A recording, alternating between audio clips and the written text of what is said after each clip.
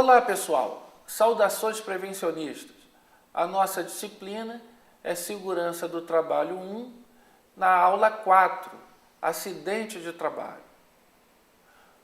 Essa disciplina, ou melhor dizendo, essa aula, fala sobre os conceitos de acidente, os conceitos de incidente, acidente de trabalho, na visão legal e na visão prevencionista, fala das causas dos acidentes, ou seja, os atos e as condições inseguras, e também das consequências dos acidentes, das lesões mediatas e das lesões imediatas. Vamos lá? Vamos começar definindo acidente. Acidente é todo evento não programado, nem planejado, portanto, indesejado, que interrompe uma atividade normal, causando dano à pessoa ou à propriedade. A definição de incidente começa idêntica ao do acidente, mas o incidente apenas não causa danos, nem a pessoa, nem a propriedade. Vamos ver? Definição de acidente. É todo evento não programado, nem planejado, portanto indesejado, que interrompe uma atividade normal, porém não causa danos, nem à propriedade e nem à pessoa. Então, a diferença de acidente e acidente, porque acidente causa danos, incidente não causa danos. O incidente pode ser comparado, ou melhor dizendo, é chamado de quase acidente. Ele tem um potencial de causar um acidente, às vezes até acidente grave, mas ele não aconteceu. Porém, nós temos que ter uma atenção, nós prevencionistas, nós temos que ter uma atenção toda especial com um incidente que nós vamos ver mais à frente. Vamos agora falar sobre o acidente de trabalho. O acidente de trabalho é o acidente no exercício do trabalho. Então, é todo evento não programado nem planejado, no exercício do trabalho, que interrompe uma atividade, causando dano à pessoa ou à propriedade. A visão legal do acidente de trabalho é uma definição um pouco diferente, porque para a lei o que importa é o tempo que eu fiquei afastado, para que eu possa garantir indenizações para os trabalhadores no tempo que ele estiver afastado do trabalho. Então, para a visão legal, só existe acidente se tiver lesão. Se existir a lesão, nós temos o acidente de trabalho na ótica legal. Agora, na visão prevencionista, ela é muito mais ampla. Nós temos que considerar acidente desde o momento que ocorreu um incidente, ou seja, desde os quase acidentes. A diferença, então, básica da visão legal para a visão prevencionista é que a visão legal, para que haja a visão legal, a definição legal de acidente de trabalho, tem que existir um ferimento, tem que existir uma lesão. Já a visão prevencionista, ela é mais ampla, tem que fazer a prevenção, já é considerado acidente de trabalho, desde a época, desde o momento que se ocorre um incidente. Ou seja, nós começamos a nossa prevenção prevenindo os incidentes. As equiparações do acidente de trabalho. Vamos ver quais podem ser?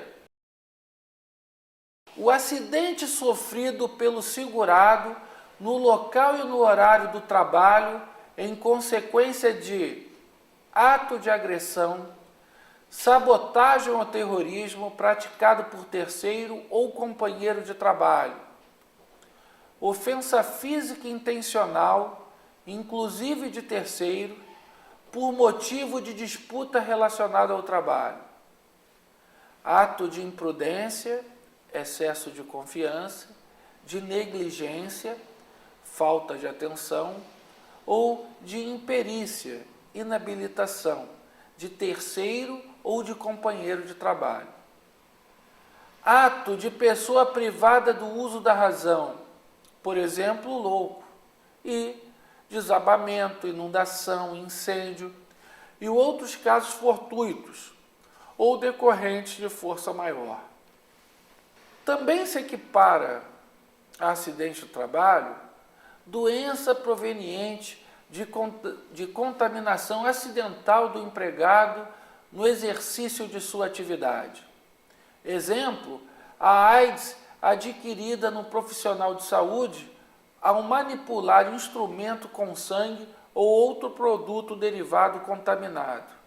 Também é equiparado a acidente de trabalho aquele sofrido pelo segurado, ainda que fora do local e horário de trabalho, nas seguintes condições: na execução de ordem ou na realização de serviço sob a autoridade da empresa, na prestação espontânea de qualquer serviço à empresa para lhe evitar prejuízo ou proporcionar proveito, em viagem a serviço da empresa, inclusive para estudo quando financiada por esta dentro de seus planos para melhorar a capacitação de mão de obra, independentemente do meio de locomoção utilizado, inclusive veículo de propriedade do segurado, e o acidente de trajeto, ou seja, no percurso da residência para o local de trabalho ou deste para aquela, qualquer que seja o meio de locomoção,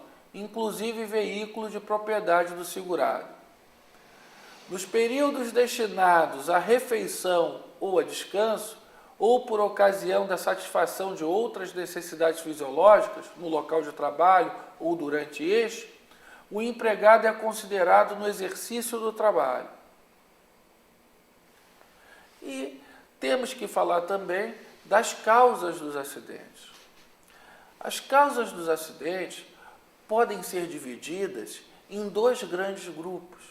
Um relativo à pessoa, que são os atos inseguros, outro relativo ao ambiente, que é a condição insegura ou condição ambiental de insegurança. O ato inseguro é o ato que, contrariando o preceito de segurança, pode causar ou favorecer a ocorrência de acidente. O ato inseguro é a maneira pela qual o trabalhador se expõe, consciente ou inconsciente, aos riscos. Vamos dar alguns exemplos? Levantamento impróprio de cargas, permanecer embaixo de cargas suspensas, manutenção, lubrificação ou limpeza de máquinas em movimento, abusos, brincadeiras grosseiras, remoção de dispositivo de proteção ou alteração em seu funcionamento de maneira a torná-los ineficientes, operação de máquinas em velocidades inseguras, realização de operações para as quais não esteja devidamente autorizado, uso de equipamento inadequado, inseguro ou de forma incorreta, falha no uso de equipamento individual de proteção necessária para a execução da tarefa. Já a condição ambiente de insegurança, ou simplesmente condição insegura, é o conjunto do meio que causou o acidente ou contribuiu para a sua ocorrência. As condições inseguras de um local de trabalho são as falhas físicas que comprometem a segurança do trabalhador.